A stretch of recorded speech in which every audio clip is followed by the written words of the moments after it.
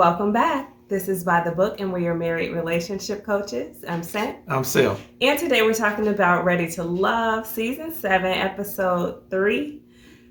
I think it is. We skipped right on over Episode 2 because you know what?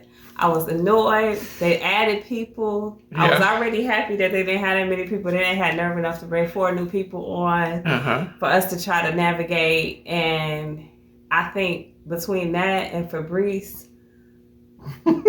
I was over it. So we still gonna talk about Fabrice, but we had to gloss right on over Episode 2. So Episode 3 starts with the ladies in the lounge with Tommy.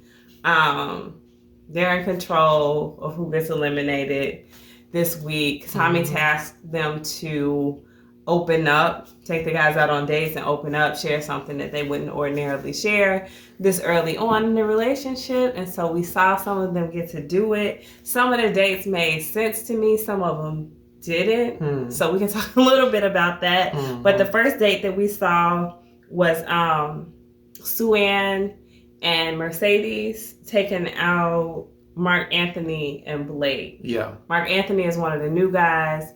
Blake is the guy we already love to hate. So it was interesting. They did something called Kangoo where they were bouncing around. Looked fun to me. Yeah, it looked a little fun. Never heard of it though. Yeah, so my biggest takeaways of this was, I don't know if Sue-Ann is like a little desperate or what, because first of all, nobody likes Blake, right? Like, he's just an off-putting type character. He's attractive enough, I guess, objectively, but he's full of himself. He's kind of closed-minded. I don't know. He's got this whole arrogant vibe that I would have thought at this point they would have decided he has to go. I do get why they eliminated the people they've eliminated, or the guy they eliminated first, but he's still not gone. That frustrates me. Well, they had an opportunity to eliminate him week 1, but they decided to eliminate the little fella. And like I said, I think the little guy had a little bit more personality than what Blake did. Blake is kind of cocky. He comes off it with arrogance. He comes off with pridefulness. And I guess to some women that translates into confidence. How it does that, I don't know. I'm not a woman. I can't explain it, but he's still in the hunt. Yeah, I mean, little Andre had to go. He did. It had to happen. It was going to happen the first week or the second week. Yeah. So, I mean, it is what it is. He had to go. So my reason for saying that Sue-Ann is desperate, it just seemed like she was so thirsty over this nickname that he gave her. It wasn't like a good nickname or like a pet nickname like Sweetie or, you know, something that would be more endearing. Yeah. He literally called this woman Susu. Susu. That's not cute. I mean, but she was like giddy over this thing. And she wanted to make it something bigger than what it was. It really was. And it really wasn't a nickname. It was a code name. A code word, and so it's just like, why are you getting so excited? He could have just as easily have said pineapple. But she was giddy over it. Yeah, she kind of milked that. So it was kind of interesting. Yeah. Even so much so as to bring it up later. So I don't know. I don't know. Mercedes opens up when she's talking to Mark Anthony about her ex basically getting another woman pregnant and that, you know, being hurtful to her or whatever. I don't know about this exercise. I mean, them opening up is kind of unnatural. Like to even ask people to open up to the extent of something that they wouldn't normally open up to at that point. Like, I don't know. Don't you want these relationships to develop organically? So why are we forcing this stuff? That wouldn't be good TV. I so guess. For TV, you want them to open up to complete strangers, you know. Yeah. And to the point to where some of these ladies have actually given a really good buy-in on some of this and did open up and did become vulnerable, about which I know you're going to get to, so I'm not going to jump to it. No, I mean, that's the perfect segue into Cynthia and Dre. Yeah. Right? They went on a painting date. And I'm sure we missed a lot of it and they edited some stuff out. But the transition from them just being on the date to her having this emotional kind of breakdown was odd for me. Like it kind of seemed like it came out of the blue. What she was upset about or what she was, becoming emotional about was herself having feeling like she had to be such a strong person that she didn't really get to see this vulnerable side, or people didn't get to see this vulnerable side of her. But here she is being really vulnerable. It doesn't seem like it's that difficult for her. So I don't know. It's just kind of weird. Yeah. Like, how hard can it be if you're doing it with this man you don't know and on national TV? It almost came off fake to me. Oh, wow. So okay, I didn't read that. I read that that her natural state is that she really wants to be vulnerable, but because of the men that she's been engaging with, she's not able, or she has not been able to share that side of her, and so it's been bottled up. And so when Tommy said, just be open and all of that, I think she heard it, she internalized it. It was something that she's been wanting to do probably for a while. And so here's her opportunity to be vulnerable, to be honest, open up to this guy that she doesn't know. And it doesn't make sense. So you needed Tommy to say, hey, go be vulnerable. Yeah. And I just did it for you. It must have been a safe place, a safe place for her. It must have been. It had to be.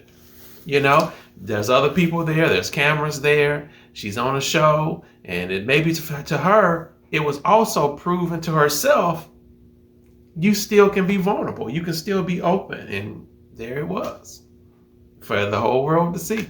Hey, I'm not saying that she should have done it. I'm not saying she shouldn't have done it. Yeah. I'm just saying, if it's really that hard for you to open up and be vulnerable, this doesn't seem like the moment.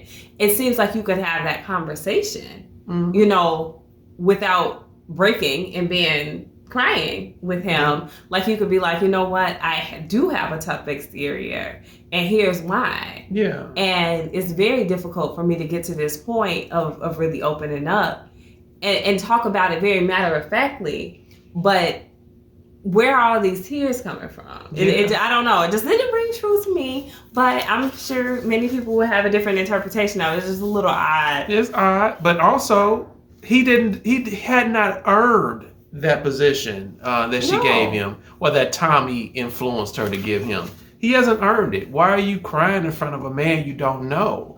And you shouldn't be trusting, and it just is out of place, and it's too soon. And on TV, mind you. This wasn't just in front of him, but whatever. Let's talk about Corvea and Fabrice. And this is why Blake is still on the show. Because Fabrice... Because the losers on the worse than him. Oh my gosh. I can't stand this man. I don't know if it's because of his cultural experiences, or if he was just born this way and this is how he was raised. But he is the most obnoxious. And then he looks like that. Like, he looks like what? That. What is that? I don't know, but y'all know what I'm talking about. He has the audacity, okay? He came on there looking a solid 15 years older than anybody else on the show. Yeah. I think he's only like 44 or 45. Is he 46? I don't know, but it's not that old. He looks like that. And so I didn't even understand, and this is what I meant at the beginning by some of these dates didn't make sense. Yeah. Like, she obviously, when he was in that group setting, it's not like she was feeling him. So I don't know what reason she had to invite him out on a date aside from the producers just making her. But they go on a bike ride. It looks like she took her grandpa out for a bike ride. She's very young and fit looking, and he looks like he looks. So, and then he didn't even shave the head. So, I'm not even trying to be mean to him, but because he's so annoying and obnoxious, he started off with last week trying to dominate the whole conversation about sex and how important it is. And the ladies were obviously not vibing with that. Yeah. And he just kept going like it was okay. He couldn't read the room at all. Yeah.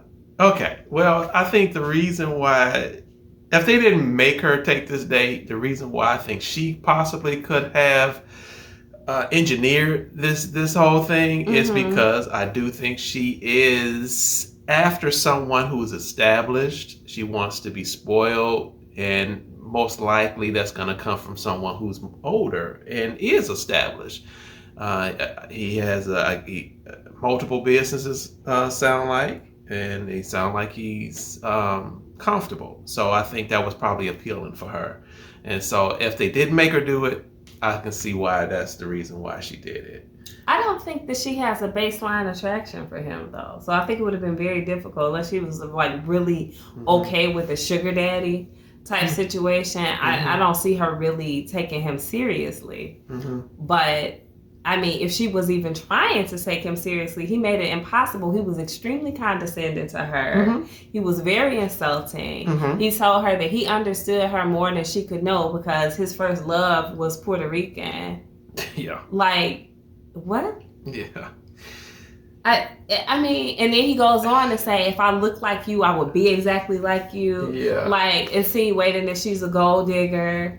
And she may be, but he can't just presume to say these things to people. He has no tact, no couth. I mean, and then he looks like that. So everybody's going to be like, okay, he's got to go. He's got to go. Yeah, I know, I understand, because she could have swung back at him. She could have just been like, hey, well, my grandfather was interested in younger ladies too, but the younger ladies were only after him for his money. So I know what you're about. So I know what you're about. Right. So she could have just like, boom, boom, boom, but she didn't. She was just kind of like put off by him and kind of, smile, trying to be polite. Yeah. But sometimes you just got to call the spade a spade. I agree. I wish she had went off on him. Yeah, he was rude and he was out of place. And he doesn't even know it. He's clueless. Yeah. Yeah. So I don't know about all the cultural differences that there are in France, but I can't imagine him getting away with this anywhere.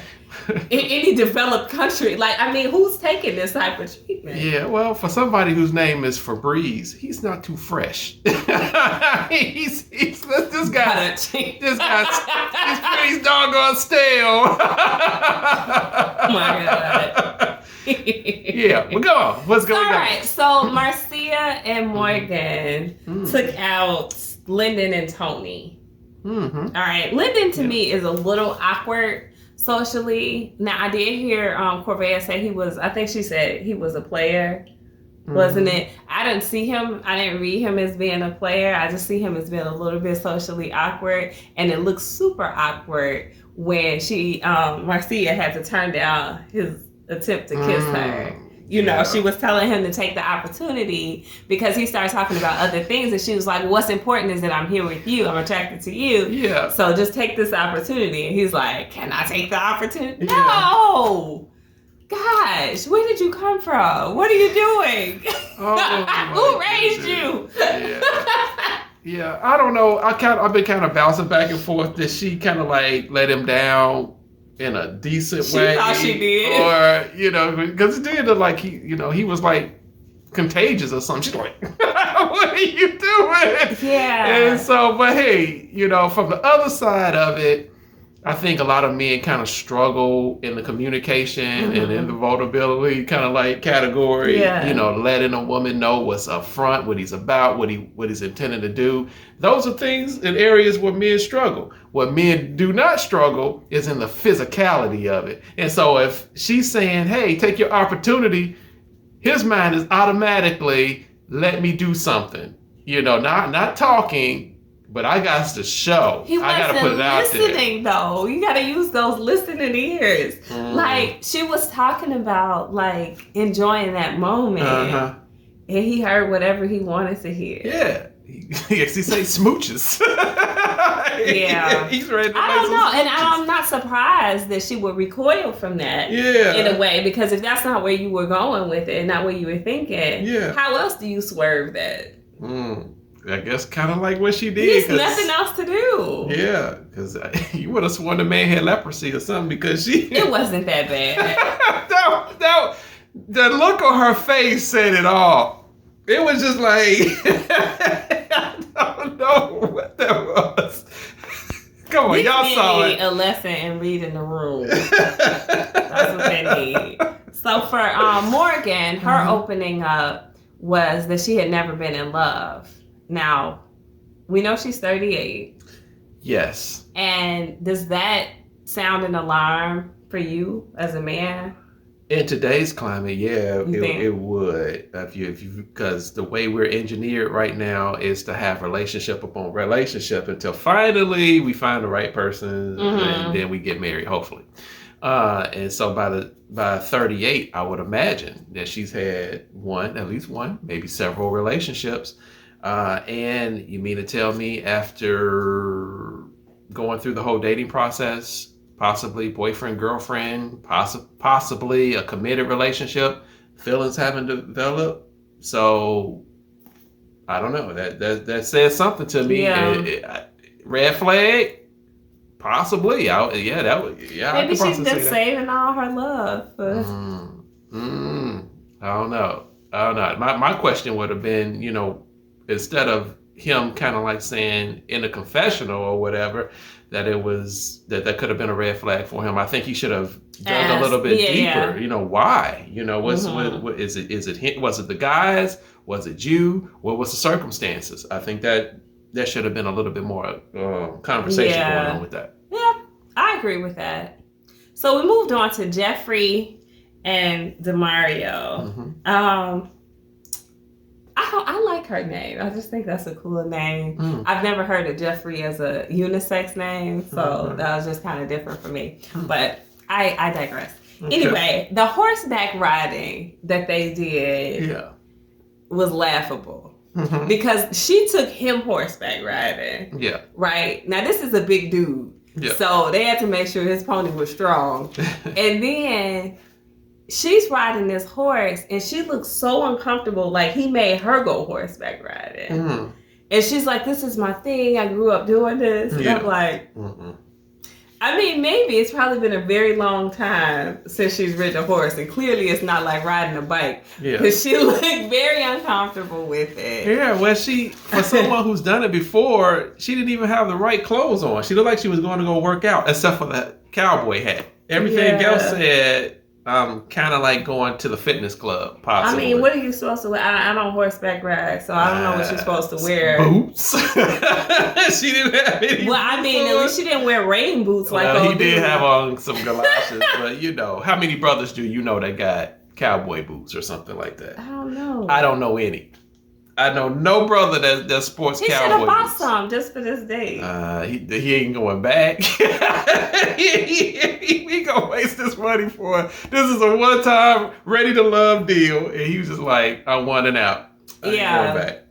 So let's talk about their conversation, because her thing to open up about, or at least the conversation that she struck with him, was about her being a single mom and him not having any children, and whether or not that's an issue for him, which his response was mechanical. He's saying like she has a proven track record with being able to manage finances and money, and she's responsible type of thing. And I don't know a lot of men that have that approach. Like most men who I know that don't have any children, and women are this way too to some extent.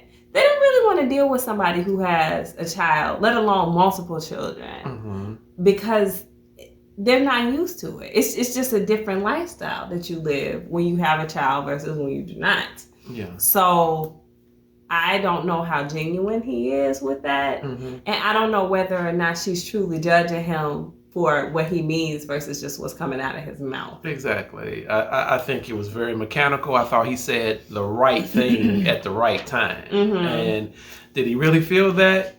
Time will tell. But you're right. I think men, when they hit, because she has like 3 kids, right? I don't know how many she got, but I know it's more than one. Yeah, I think she has 3. And for a man that does not have any kids, for the most part, a man is probably going to be like, that's a little bit more than what I want to chew on. Yeah. And so, you know, and like you said, a lot of women will probably like be the same way. A man that has children, 3 or 4 children, and you don't have any. Yeah, that's probably going to be like a way for a woman that's going to see her way out of that situation as well. I think so too. I don't see them as really lasting. The only way they're going to last in the show with each other is if they've made some sort of a pact to try to stay to the end. Because I just don't see. I could be wrong. I just you know, it would take a very special situation, I think, for a single person with no children to be with a person with multiple children in a situation like that. And unfortunately, I feel like men in that situation are even more judgmental than women are. There's a lot of things that kind of like come into play because men think differently than women and women think differently than men. And so a lot of men will come into that situation and be like, okay, are all your children by the same man? Were you married? I mean, what are you doing? You know, and so he's not saying those things, but trust me. He's saying it off camera. Yeah, for sure. So the last date was with Lyndon and Jonique. I don't know how he ended up getting to go on 2 dates, but he's a popular guy. Yeah, right. So, I don't know. I mean, their whole conversation was odd to me. She has a very young vibe. They talked about clubbing together and turning up. And I mean, that's cool and everything. But I don't know where I saw a lot of openness. Did you get her openness in that conversation? Because I think I might have missed that. She's a party girl. You can pick that up in how she carries herself. How she dresses. Her conversation. Everything screams, I'm party girl. It's nothing serious. I don't think if a man is serious about finding someone who is serious, he's not going to think twice about her other than for some type of sexual thing. He just the time, pass the time to have a few drinks with, to have some fun with. She does not give the vibe of being serious. Okay. I'm not saying that she's not. But what they've been showing on the show, if a man is serious about relationship, he's probably gonna pass her up. Okay. Well, maybe she's open to the smooches. There it is. We'll see. So back to the ladies' lounge when they're deciding on who to eliminate. Blake comes up again. A lot of people are not connecting with him. But I think the funny thing, the interesting thing, and something that's going to become a thing as the show goes on is that Jeffrey made the statement that Blake says he hates the process because he's already found his woman. She's his dream woman, and he doesn't want to have to go through this process with the rest of the women. That was some tea that she spilled right there. I didn't see that coming. I didn't either, and they haven't shown a lot of interaction on the show with the two of them, so it's not something we would have anticipated. Which, and you could tell it kind of deflated Susu because she didn't want to hear that. Because when she opened up talking about it, she's like, he gave me a nickname.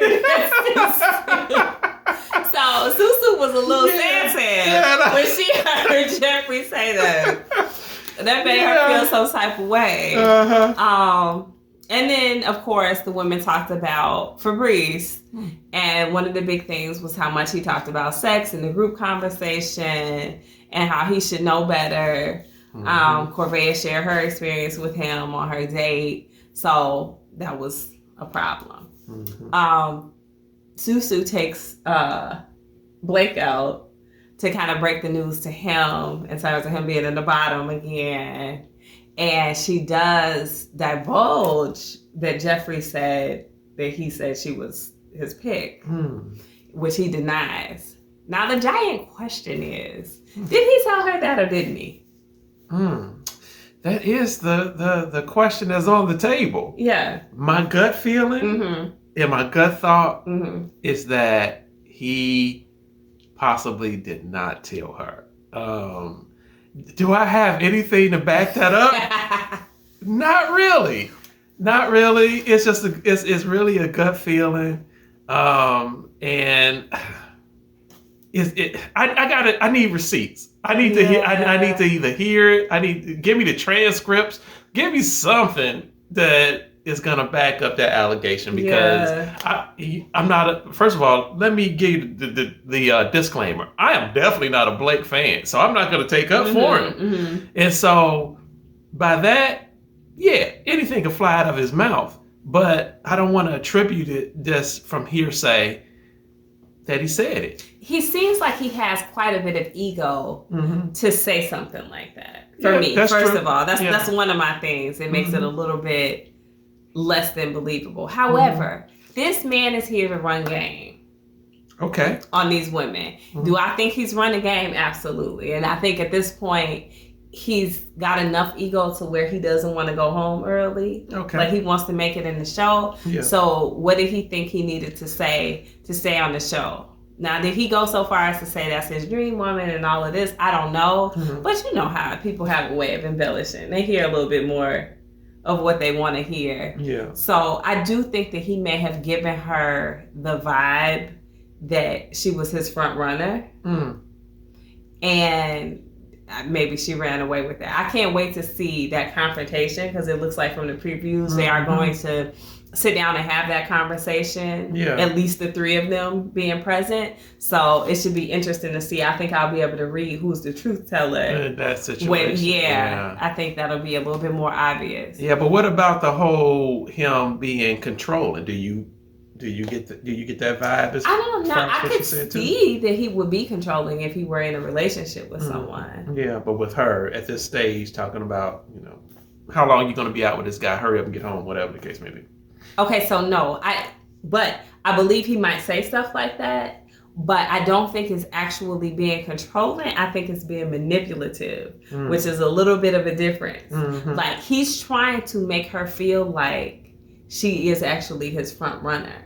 So he's like, guys do that all the time as a tactic to act like they really are getting a little jealous or something like that. And they're not. They don't care that much, except that they want to manipulate you. Yeah. And then it will be like, later he can be like, well, I wouldn't be checking for you while you out at the club. I want to see you and I'm getting a little jealous. I'm getting my feelings. Yeah. And guys will use that to try to manipulate their way into whatever it is they're trying to manipulate their way into. Okay, so it's all strategy then. Yeah, he's a master manipulator. I can see it in those dimples.